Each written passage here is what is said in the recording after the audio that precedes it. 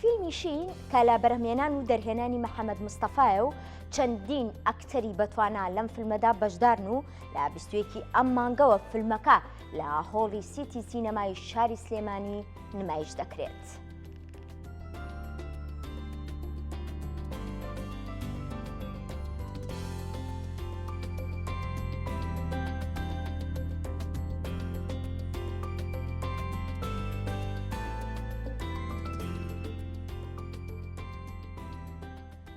بۆ قسەکردنی زیاتر دەربارەی فیلمیشین میوانداری بەڕێز محەممەد مستەفامان کردووە کە بەڕێزیان دەرهێنەری ئەم فیلمن.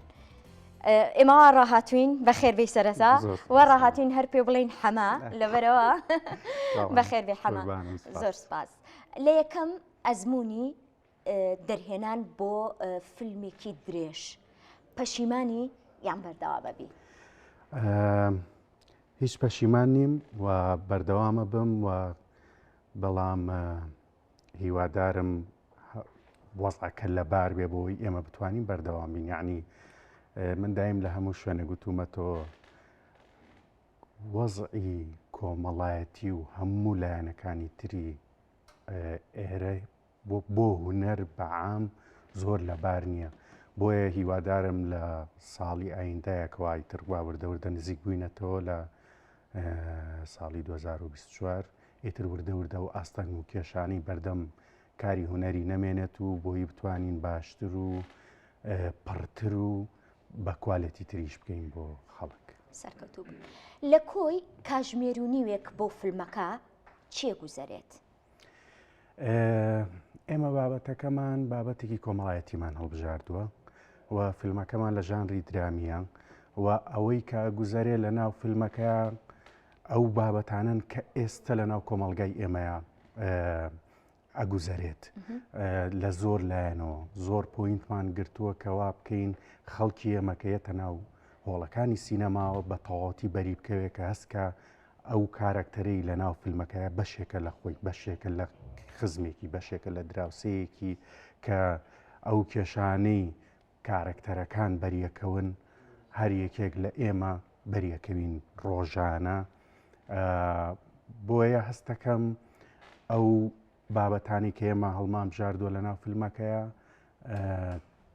زۆر بەرخەڵکەکەوێت و وا کات کە خەڵک بەرکەوتنێکی باشیە بێ لەگەڵ فیلمەکەیە.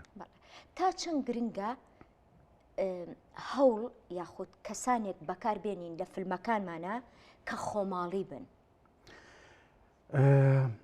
طبعا من ئێستا قەناعەتم بەوە هەیە ئێمە سەرەتای دروستکردنی فیلمی کوردیە لەم هەرێمە باسی هیچ شوێنێکی تر ناکەم چکە ئێمە وردە و ئەو فیلمانەی کە ئەمانەوێت بینەر بێ بۆی وعنی مەسەلەکە لەویایە کە ئەمانەوێت بە بازارکردنی فیلم دروست بکەین.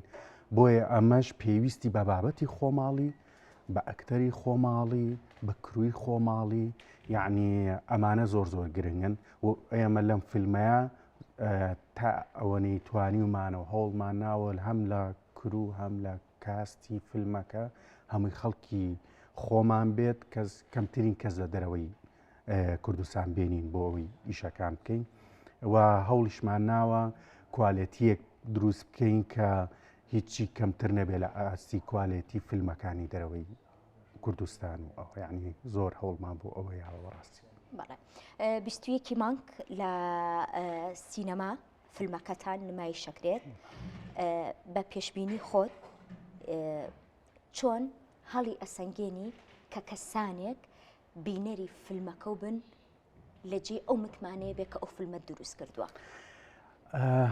هیوادارم من ناتوان مێسە هیچ شتێ وڵام چکە دایم من حەزم لەوە نییە کە پێشبینی بۆ شت بکەین و خراپیشە بەلامەوە بەس هیوادارم ئیشەکەمان لە ئاستیەوەیە بێت کە بینەر بێ بۆ سێری و بیبینێت و بە دڵی بێت و ئیتر ئەوەی کە من هەوڵم بۆیەوە لە دروستکردنی فیلمەکەیە ئەوەی بەربکەوێت کاتێک کە سێری فیلمەکەکە و ئەمە شتێکی باشە بێ بۆ من و هەستەکەم ئەمە نقطەی سەرکەوتنی ئێمە بێ لە ناو فیلمەکەیە و هیوادارم بتوانین ئەومان دروست کرد بێ و ئەو بەرکەوتنە من دایم لە هەموو ئیشێکمان زۆر بیرم لەوە کردوەوە کە چۆن ئیشەکەی بەربینەر بکەویت، چۆن پەیوەندیەک لەگەڵ بینەرە دروستەکەی کەوا بکات ئەم بینەرە جارێکی تر تۆ ئیشە کردەوە بێتەوە بۆلات بڵێ فڵان کەس ئیشەکە باچم سێری ئیشەکانی کەم چکە هەستەکەم لە ئێمەوە نزیکە. هیوادارم ئەم فیلمەشمان بەم شێوازە کرد بێت چوە من لە ناو شانۆیە زۆر هەوڵم بۆ ئەم شتەیە و ئیتر نازانم تا چەند پێکاومەوە چۆن بۆ چۆن نەبووە هەستەکەم بەڕادەیەک پێکاوێتم بەڵامی تر لە ناو فیلمیشە هەوڵی ئەوایە هیوادارم بی پێکم لێرەش. پرسیاری زۆرتر ناکەم لەبەرەوەی بەنیازم بەرنمەیەکی تایبەت لەسەر فیلمەکە بکەم. یەکێکی ژەبم لە بینەری فیلمەکە و هیوای سەرکەوتنتان بۆ خوازم. سپاس کە ئامادەبووی لەگەڵمان. خۆش بێ.